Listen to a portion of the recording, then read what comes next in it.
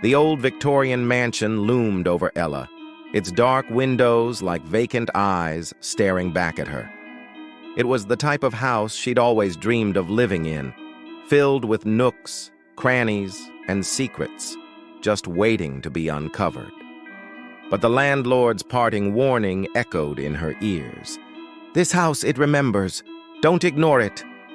She'd laughed it off, assuming it was just an old man being superstitious. But now, standing before the imposing front door, a shiver ran down her spine. As she stepped inside, a wave of musty air rushed to greet her, carrying with it the scent of decaying roses and a hint of something else, something faintly metallic, like the smell of blood. Ella shook off the unsettling feeling and began to explore. The house was even more magnificent up close, with intricate moldings and wallpaper adorned with faded flowers. Yet there was a lingering coldness that seemed to seep into her bones despite the summer heat. That night, as Ella lay in bed, she heard the whispers.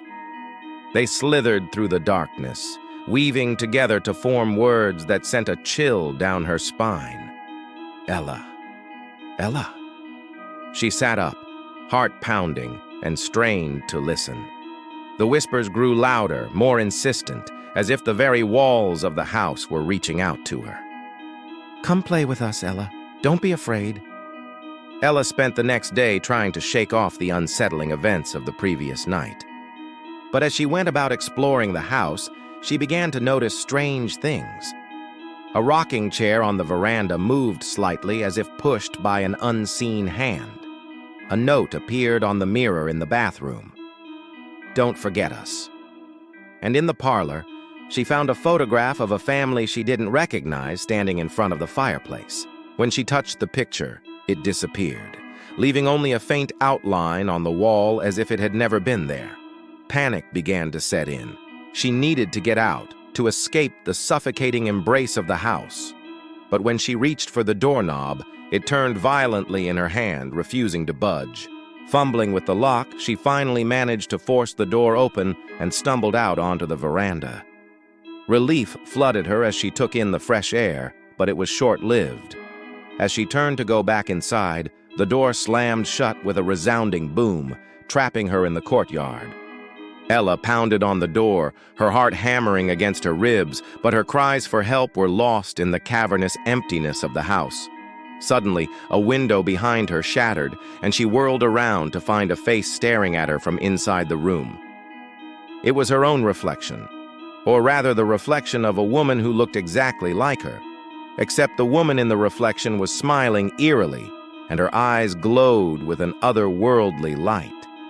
More faces appeared in the windows, each one a distorted version of herself, their eyes gleaming with a mixture of triumph and hunger. The whispers grew louder, their urgency echoing through the courtyard. "Don't go. Stay with us. You're ours now." Ella screamed, her voice hoarse with terror, and ran. She dashed through the twisting hallways, each turn leading her deeper into the labyrinthine house. The whispers followed, taunting, goading her. In the distance, she heard footsteps, slow and deliberate, as if someone or something was following her. The floorboards groaned under her weight, and the wallpaper seemed to writhe and pulse as if the house itself was alive and feeding on her fear. Finally, she burst into an attic room, collapsing on the floor, gasping for breath. As she looked around, she spotted a diary lying on a table in the corner. With trembling hands, she opened it. The musty pages crackled, and as she began to read, her eyes widened in horror.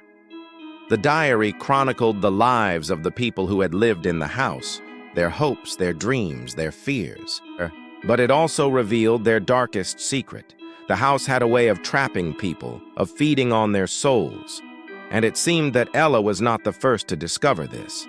As she read, shadows flickered at the edge of her vision, and when she turned, she saw them. The residents of the house, their eyes glowing, their mouths twisted into cruel smiles. They were beautiful, yet terrifying, and they were all staring at her. The last entry in the diary was chilling. "We have been waiting for you," it read. "We knew you would come. We can feel it in our bones. You belong to the house now." With that, the shadows surged forward, their cold hands reaching for her. Ella screamed, but her cry was cut short as the darkness enveloped her. The house remembered, and now Ella was a part of its memory.